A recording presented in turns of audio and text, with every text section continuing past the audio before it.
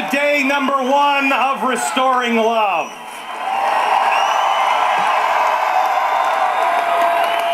If day number 1 is as good, wait for day number 2. These guys here are remarkable. We have a history in our country of a Tea Party. They don't. Some of these people come from countries that they've never tasted freedom, real freedom before. Excuse my French, and I know it's not, are there any French people here? Of course not.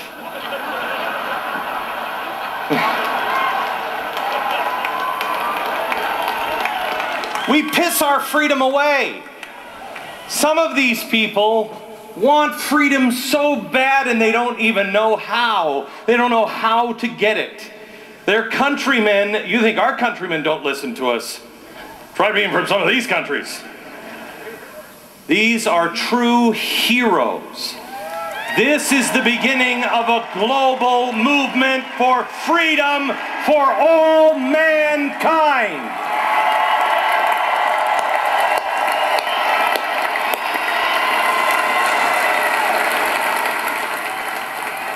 Your children and your grandchildren will ask if you remember these days, and you can say, not only do I remember, I was there.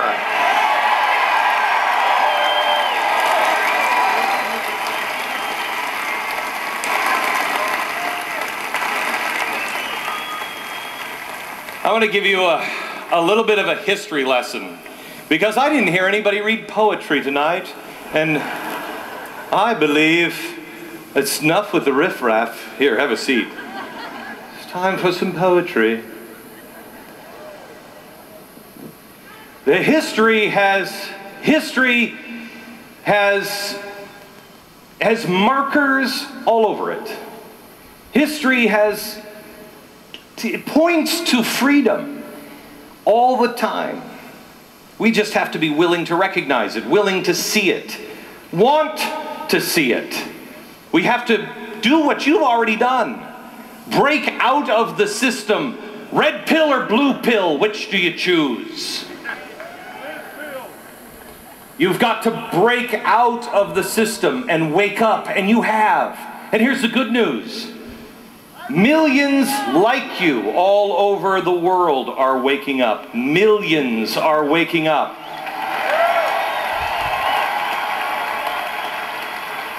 So good to see you. Thank you. Let me tell you, Rudyard Kipling was an amazing guy, and all we remember is really the Jungle Book. But Rudyard Kipling wrote a poem called The Gods of the Copybook Headings. It is my favorite. It should be memorized in schools all over the world. He was begging people. He knew progressives. He knew Fabian socialists. And he knew they would erase it. And so he tried to bury it into poetry and see if any of this sounds familiar. Copybook headings are what they used to write at the top of pages, and when you would have to write your ABCs, it would say ABC, but then the copybook headings at the top would say, water will wet you, fire burn, and the kids would sit there, fire, well, and there were always things that everybody knew to be true. The Gods of the Copybook Headings by Rudyard Kipling. As I pass through my incarnations in every age and race, I make my proper prostrations to the gods of the marketplace. Peering through reverent fingers, I watch them flourish and fall. And the gods of the copybook headings, I notice, outlast them all. We were living in the trees when they met us. They showed us each in turn that water will certainly wet us and fire will certainly burn. But we found them lacking in uplift, vision, and breadth. So we left them to teach the gorillas, while we followed the march of mankind. We moved as the Spirit listed, but they never altered their pace, neither cloud nor wind born like the gods of the marketplace. But they always caught up with our progress. And presently word would come that a tribe had been wiped off its ice field, or the lights had gone out in Rome, with the hopes that our world was built on that they were utterly out of touch. I mean, after all, they denied that the moon was Stilton. They denied she was even Dutch. They denied that wishes were horses. They denied that pigs had wings. So we worship the gods of the market that promised us all of these beautiful things. When the Cambrian measures were forming, they promised us perpetual peace.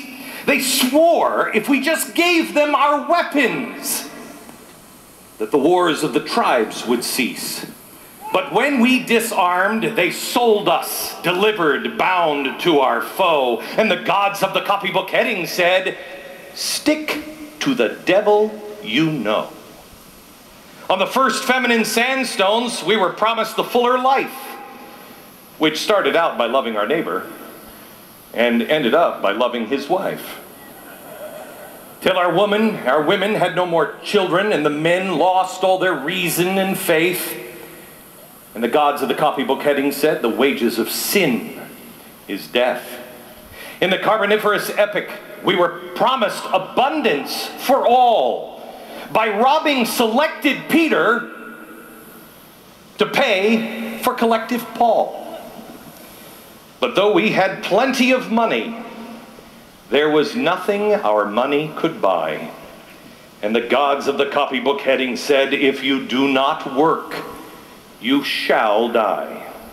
Then the gods of the market tumbled, and their smooth-tongued wizards withdrew. And the hearts of the meanest were humbled, and began to believe that it was true, that all is not gold that glitters, and two do make four. And the gods of the copybook headings limped up to explain it once more. As it will be in the future, it was at the birth of man. There are only four things certain since social progress began: that the dog returns to his vomit, and the sow returns to her mire, and the burnt fool's bandaged finger goes wobbling back to the fire.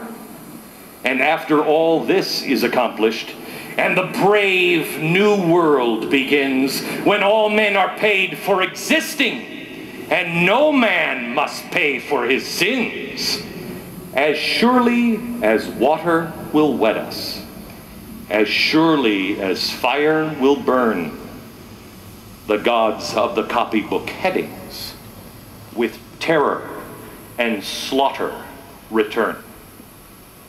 This is a warning from Rudyard Kipling. And people say I'm not fun at a party. I mean, come on. Here's the thing. Rudyard Kipling, and every single generation there's been somebody like him crying out in warning. And the good news is, this generation in this country and 20 other countries are crying out and are waking people up. Here's what I want you to know. I believe this is the largest gathering of independent-minded conservatives ever in the history of America.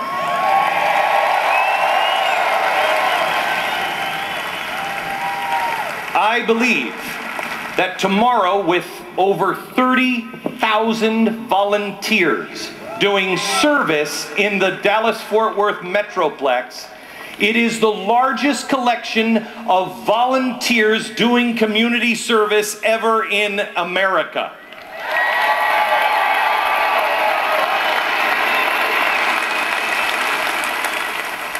And I hear there's a few people coming to the stadium on Saturday as well.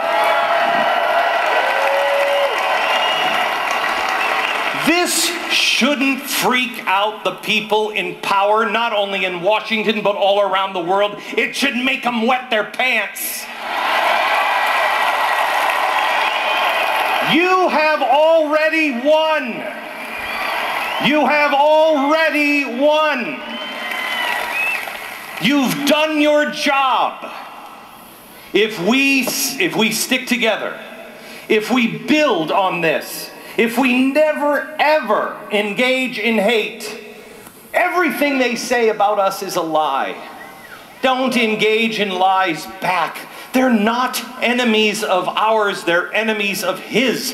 They are enemies of man's freedom, and they will destroy themselves. Just give everybody a square deal. Tell everybody the truth. Never dishonor yourself. Serve your fellow man. You're here and you're witnessing something that happens every so often in this country. It is rare, even in this country. But these progressives and socialists have awakened a sleeping giant again.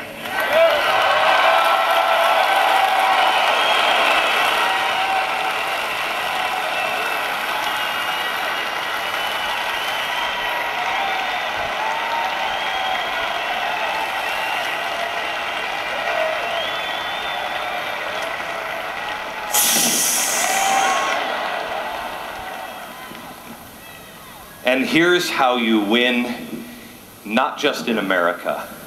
De Tocqueville came from France and tried to figure out what the secret was of America. And we for too long have forgotten. We for too long let community organizers, and we let the Red Cross and everybody else, we just wrote a check. It's not enough to write a check.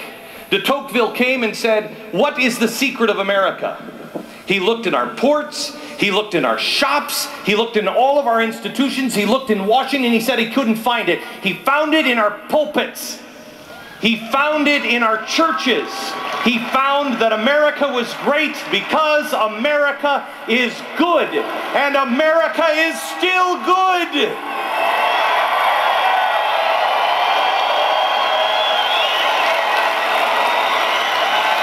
You've already won. Just finish the game with malice toward none and charity for all. God bless.